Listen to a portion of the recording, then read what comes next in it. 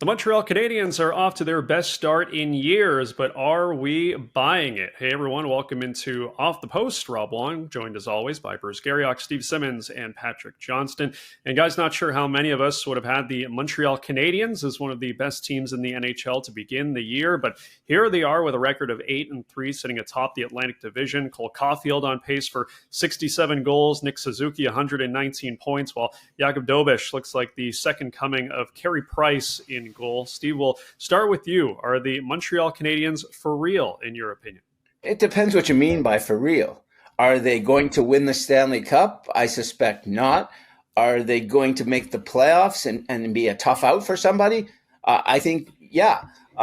This is a team that's been constructed rather nicely with youth and speed and enthusiasm, and you got to like what Marty St. Louis has done in putting all this together. A bunch of guys who are kind of like Martin St. Louis, and so when you watch them play and the speed they play in today's NHL, you have to have that speed.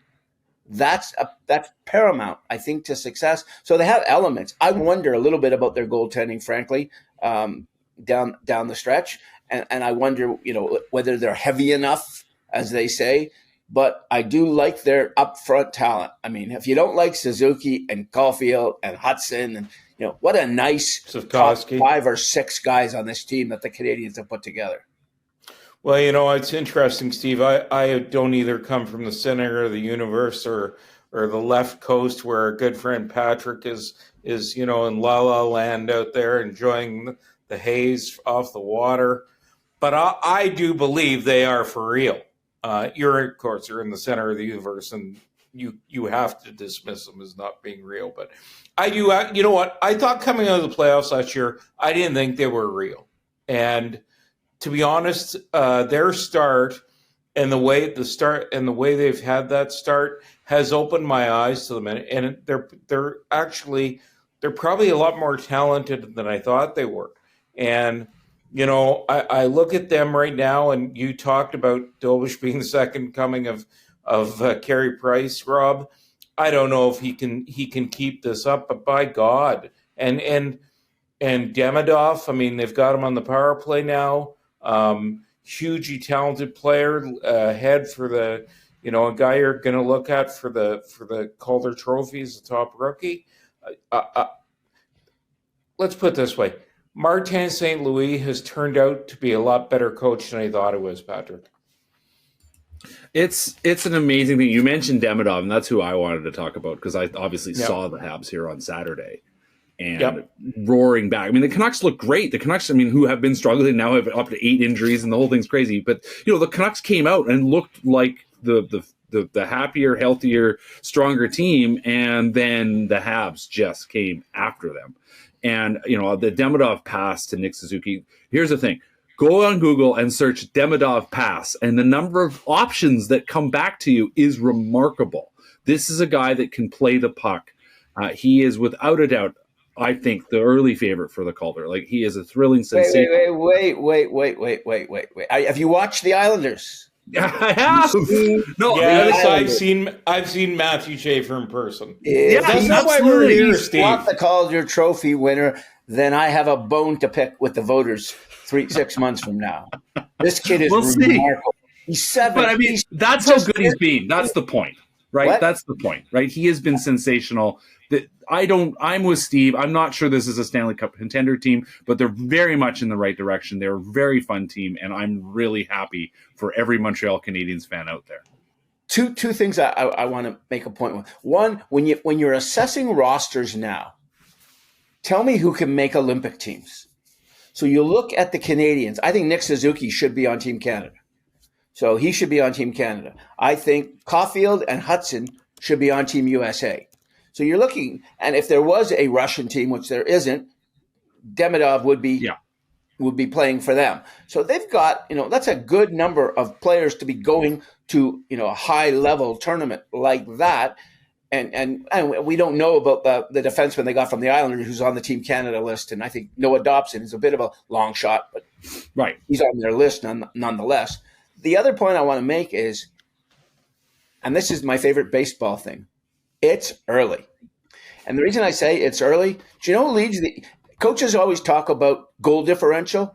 That's, the old Mike Babcock favorite thing. Look up goal differential. I'll tell you who the best team in the league is. Yeah. You know who's the best team in the Eastern Conference in goal differential? The Pittsburgh Penguins. Yeah. Who none of us had in the playoffs. And none of us think it's going to last. No, of course not. But that's what I'm just saying. Don't get too excited when you see. I mean, look at what Detroit's doing.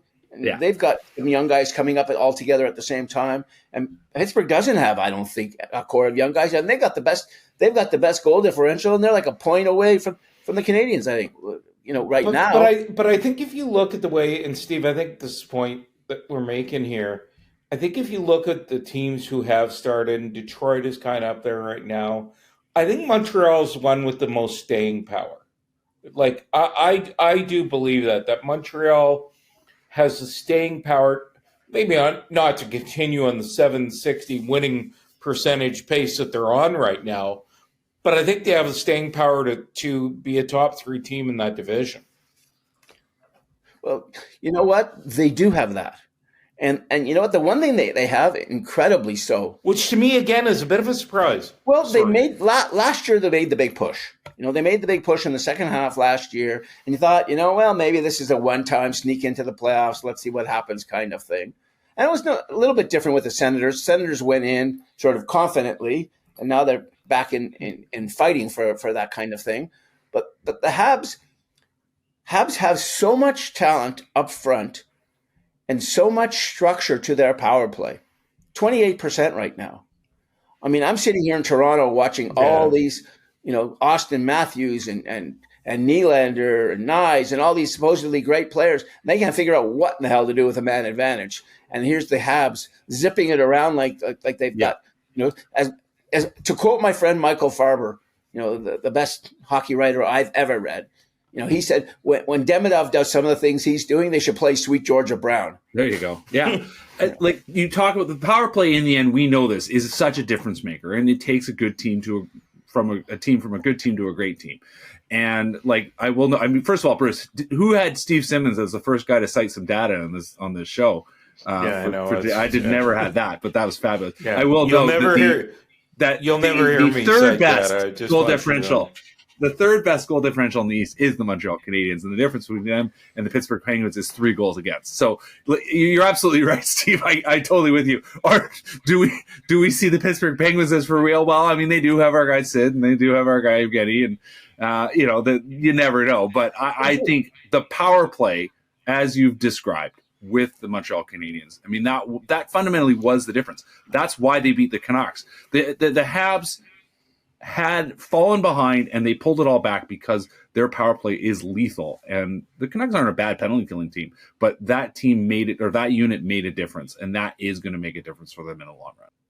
I was going to go get my Brady Tkachuk bobblehead, but I can't seem to find it here anymore because they are without him right now.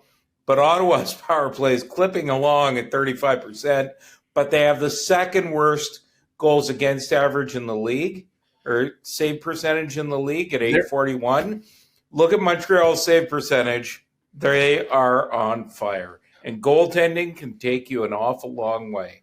Yeah, but you know what? The guy they want to be their goalie, Sam Montembeault, has not been good. I know. I think just about the worst goalie in the NHL this season has been your guy, Bruce. He just can't stop anything, it seems, when he's screened, especially. But Patrick, when you watch the Habs, the guy, because you watched, to me, almost the most fun player in hockey on a regular basis on your team. Not lately. What? He always hurt. When he is what he is. Yeah. There's nobody really almost more fun to watch than Quinn Hughes. Yeah. The guy on the point for the Habs in his second season, God, he reminds me of sort of a younger brother, as if you need another Hughes brother. Yeah, right. He plays that same kind of game. Yeah. Yeah, I mean, you talk about the Olympics. When they play the Americans, is anybody going to have the puck? Like, the Americans are going to have the puck the whole game. Between him and Hughes, it's going to be incredible. Yeah. Absolutely fabulous. I mean, what about Jake Sanderson? Better get my Jake Sanderson. There you go. Head now. To remind you of this. We got a spot for him on that team too. I mean, the spine of this team. The spine of this team's coming together. We talk about the goaltending. Dobesh could play. He's probably going to play himself on the Olympic roster, right? Like for the Czechs. Like that's how well he's playing. And we talk about the strength on defense and Hudson being such a leader and Noah Dobson being an interesting sort of X factor here, and the strength of Nick Suzuki and the strength of Cole Caulfield. Yeah, you'd maybe like a little more size. There's absolutely no doubt about that. But this is a well-built, well-balanced, well-constructed team that is only going to get better. And this is the kind of team that looks to add a guy down the stretch to make themselves into something even greater. And you know what? There's been an awful lot of talk about Nazem Kadri, and I know that the Toronto Maple Leafs would love to get a Nazem Kadri because they want every player. But one thing I can tell you is that there's an extra tax when the Leafs want to make a trade with the Calgary Flames, because I don't think that the Flames really ever want to do anything for Brad Treliving. So I would think that the Montreal Canadiens would have a better shot at there's this guy. No, someone told me there is an extra tax when the. Is it Boston Pizza gift cards? Is it something simple like that? There's a guy in Pittsburgh who, when the Penguins fall out of this thing, could you not see? He's willing them to the. Did you not see Sid in Montreal? I know it's. Could you all love to see it? I know it's pie in the sky. Yeah. But, here's a problem I having sitting here in Toronto. I have grown up hating the Montreal Canadiens. This is just sort of, it was in my blood. See, this is why, I'm more, you got him lost on the left coast. You guys in the center of the universe, and me, I'm just in the mushy middle. You're in the middle of it all. Yeah, our nation's capital. Yes, which is a place right now I would not want to be anywhere near, considering what's going on. But that's a whole other story.